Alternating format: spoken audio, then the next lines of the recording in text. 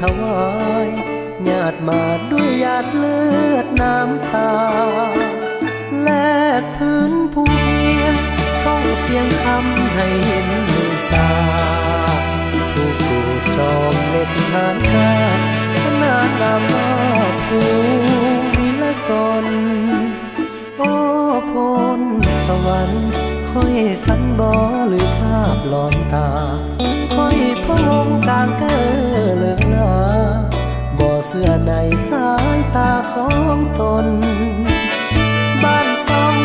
เรือนซานตึกอาคารผู้คนสว่างสนพบเห็นเพื่อนมิตรหลายคนน้ำตาล้นยามเมื่อข่าวข่าวขออธิษฐานอย่าได้มีภัยผ่านอีกไหมขอให้ท่องให้กลายเป็นเพชรเม็ดแก้วแววงามให้เสียงขับพวนได้กล่อมขวัญแขกที่เยาวยาวให้หินทรงคุณค่าล้ำตลอดคำโลกจะลึกหมายกว้างไกลสุดตาทงหญ้างามเขียวอุ้มตะกาดังภาพวิวแห่งสิ้นสวรรค์ประทานจากฟ้ามาให้สายลมเมืองพวนพัดยอดโซนต้นแตกโอนไกว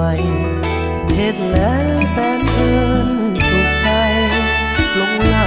เสียงความไม่เคย